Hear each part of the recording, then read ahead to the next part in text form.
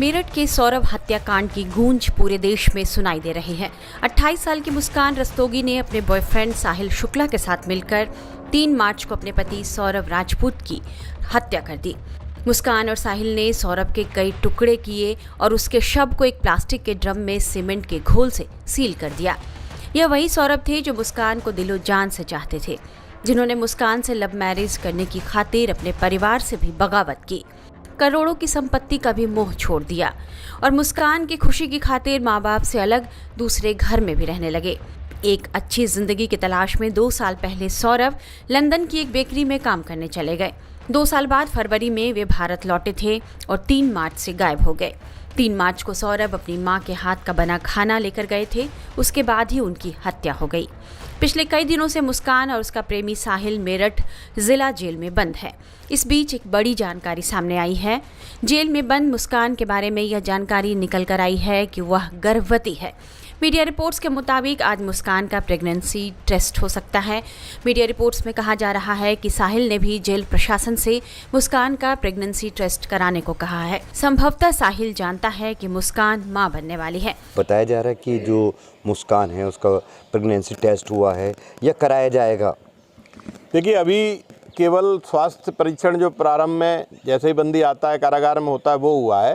Pregnancy test की ये प्रक्रिया है कि यदि कारागार चिकित्सक पाते हैं कि प्रेगनेंसी टेस्ट होना चाहिए तो वो हमको लिखित रूप में देते हैं। फिर जिला महिला अस्पताल से गायनोकोलॉजिस्ट को हम बुलाते हैं। यदि वो रिटन में रिकमेंड करती हैं तो महिला को जिला महिला अस्पताल भेजकर प्रेगनेंसी टेस्ट कराते हैं। अभी जेल चिकित्सक ने ऐसा कुछ लिखकर नहीं दिया है। यदि उन्होंने लिखकर दिया तो पूरी प्रक्रिया का पालन करते हुए प्रेगनेंसी टेस्ट कराया जाएगा। इस बीच यह भी जानकारी निकलकर सामने आई है कि चूंकि कातिल मुस्कान और उसका प्रेमी साहिल दोनों नशे के आदी हैं, इसलिए नशा नहीं मिलने के कारण उनका शरीर अकड़ता जा रहा है। नशा नहीं मिलने की वजह से ही 22 मार्च को दोनों की तबीयत खराब होने की भी बात कही जा रही है। लिहाजा मुस्कान और साहिल को जिला जेल में ही स्थित नशा मुक्ति केंद्र में भर्ती कराया गया है, जहां डॉक्टरों की एक टीम दोनों की निगरानी कर रही है। हालांकि मुस्कान और साहिल जेल में भी लगातार नशा मांग रहे हैं और साथ रहने की डिमांड कर रहे हैं। इस बारे में और जानकारी दे रहे हैं हमारे संवाददाता मोहित ओम, जिन्होंने मेरठ के वरिष्ठ जेल अधीक्षक डॉक्टर वीरेश राज शर्मा से भी बात की। मुस्कान और साहिल इस वक्त दोनों मेरठ जेल में हैं। उनकी अलग अलग डिमांड सामने आ रही है। दोनों साथ रहना चाहते हैं तो कभी नशे की मांग करते हैं। इस पर ज्यादा बात करने के लिए हमारे साथ वरिष्ठ जेल अधीक्षक मेरठ वीरेश राज शर्मा जी हैं। सर, जिस तरीके से दोनों ये एक अपराधी हैं, एक बड़ा कृतज्ञ इन्होंने अपराध जो किया है, उसके बाद ये जेल में आए हैं तो इनका व्यवहार किस तरीके से है, क्या मांग कर रहे हैं? ये शुरुआत में मांग की थी साथ रहने की या पास रहने की, जो कि जेल में संभव नहीं है। उनको जेल की प्रक्रिया रहने की होती है, वो समझा दी गई कि महिला बैरक और पुरुष बैरक बिल्कुल अलग होती है। सुरक्षा की दृष्टि से हम लोग पूर्ण रूप से सचेत हैं। स्वास्थ्य परीक्षण कराया गया, उसमें नशे के विड्रॉल सिम्टम पाए गए। उसके तहत डॉक्टर ने अपना चिकित्सा देना शुरू कर दिया, दवा देना शुरू कर दिया तथा जो जिला कारागार में नशा उन्मूलन केंद्र है उसके माध्यम से हम योग, ध्यान, मेडिटेशन के माध्यम से हमें उम्मीद है कि 10 से 15 दिन में नशे की आदत छुड़वा देंगे। सर, किस तरीके के नशे की मांग कर रहे हैं और किस तरीके का नशा करते थे आने से पहले? नहीं, उनको ये बता दिया गया है कि जो भी आप नशा करते थे उससे हमें कोई मतलब नहीं है। कारागार में किसी तरह का कोई नशा नहीं मिल सकता। इसी के तहत उनको हमने भेजा है नशा मुक्ति केंद्र में और डॉक्टर के द्वारा विड्रॉल सिम्टम की दवाइयां दी जा रही हैं। सर, देखा गया है आमतौर पे जब नशा वाले जो लोग होते हैं उनको नशा नहीं मिलता तो काफी बेचैन रहते हैं। तो जब शुरुआत में अंदर आए हैं तो क्या दोनों एक ही तरह का व्यवहार कर रहे थे? बेचैनी दिख रही थी इनकी? हाँ, इसको विड्रॉल सिम्टम कहते हैं, जिसमें बेचैनी, परेशानी, चिंता होना और खाना न खाना ऐसे सिम्टम थे। इसी के तहत स्वास्थ्य परीक्षण में निकल के आया कि इनको जो है विड्रॉल सिम्टम की जो दवाएं वो देनी पड़ेंगी और डॉक्टर ने दवाएं देना प्रारंभ कर दिया। इस बीच मुस्कान की पड़ोस में रहने वाली एक महिला ने उसे लेकर जो खुलासे किए हैं उसे सुनकर आप भी हैरान रह जाएंगे। मेरठ में एक दिल दहला देने वाली घटना तब सामने आई जब एक पत्नी ने अपने आशिक के साथ मिलकर अपने पति का कत्ल कर दिया।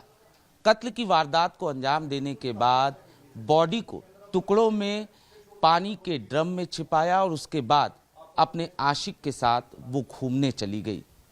इस वक्त हम उसी इलाके में मौजूद हैं जहां पर मुस्कान नाम की महिला जो है वो अपने पति के साथ रहती थी। पति लंदन में काम करता था, लेकिन फरवरी में जब पति यहाँ पर आया तो उसने अपने आशिक के साथ मिलकर कत्ल कर दिया उसका। हमारे साथ पड़ोसी इस वक्त मौजूद है, उनसे बात करते हैं और जानने की कोशिश करते हैं मुस्कान के बारे में। कब से ये लोग यहाँ पे रह रहे थे? ये लगभग 2-2.5 साल से यहाँ रह रही थी और हमने इसको बहुत कम निकलते हुए देखा है और कभी हम लोगों से कभी उसने बात भी नहीं की, नमस्ते राम राम कुछ नहीं, कोई त्योहारों पे एक्टिविटी में शामिल नहीं होना, पड़ोसियों से बिल्कुल अलग अलग थलग रहती थी। और हमें यही पता था कि ये जॉब करती है, वर्क फ्रॉम होम करती है तो बिजी रहती है। अच्छा। हाँ, तो क्या ऐसा भी नहीं कभी, जैसे कि कई सारे फेस्टिवल ऐसे होते हैं जब लोग जो हैं गलियों में निकलते हैं उस जैसे होली है, दिवाली है, हम लोग सब लोग साथ में सेलिब्रेट करते हैं, वो कभी हमारे साथ इन्वॉल्व नहीं हुई। कभी नहीं। कभी किसी चीज़ के लिए आप आस पड़ोस में कभी ज़रूरत, जैसे पड़ोसी को ज़रूरत पड़ जाता है तो कभी इस तरीके से भी? उससे भी ज़्यादा नॉर्मल एक्टिविटी होती है, जैसे हम लोग बाहर खड़े होकर सब्जी खरीदते हैं या सफाई करते हैं अपने घर के आगे, हमने उसको कभी ऐसा देखा ही नहीं, कभी कुछ खरीदते नहीं देखा, कभी बाहर सफाई करते नहीं देखा, कुछ हमेशा। हाँ, जोमेटो, स्विगी और ये सब ब्लिंकिट, ये सब दिन में कम से कम 8-10 बार आते थे। शाम को एक्टिविटी ज़्यादा होती थी उन लोगों की, ये लोग बहुत आते थे। घर में कौन कौन रहता था? वो अकेली थी और एक उसकी 4-5 साल की बिटिया। अच्छा, जो हस्बैंड थे सौरभ, उनको पहले आप लोगों ने देखा? नहीं, पहली बार हमने फरवरी के लास्ट में देखा है। फरवरी के लास्ट वीक में। और हमने यही सुना है कि ये 2 साल बाद आए हैं।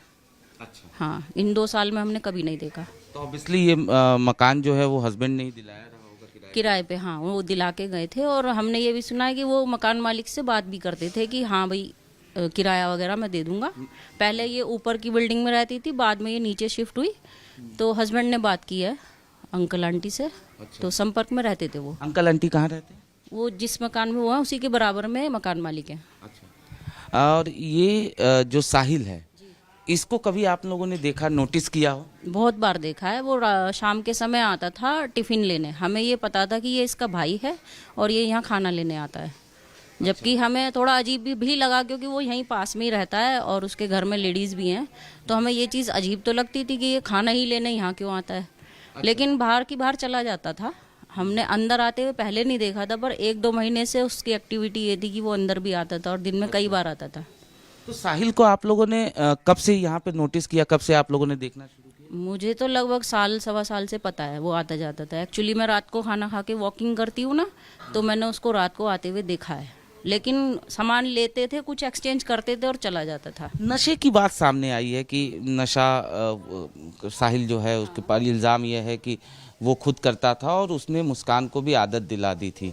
क्या कभी आपको एक्टिविटीज़ उनका देखकर नोटिस हुआ कि ये नशे की? नहीं, बाहर तो ऐसे कोई एक्टिविटी कभी नहीं दिखाई दी और चेहरे से भी नहीं लगा कि ये कुछ नशा वशा, मतलब ऐसा झूमने वाला सीन तो कुछ नहीं था। कुछ अंदर खाते हो तो पता नहीं चला। मुस्कान की पड़ोसी महिला ने बताया कि मुस्कान का प्रेमी साहिल अक्सर उसके घर आता था। पड़ोसन का यह भी कहना है कि मुस्कान को कड़ी से कड़ी सजा मिलनी चाहिए क्योंकि उसने मानवता को तार-तार किया है। बच्ची कितने साल की? बच्ची लगभग 4-5 साल की है।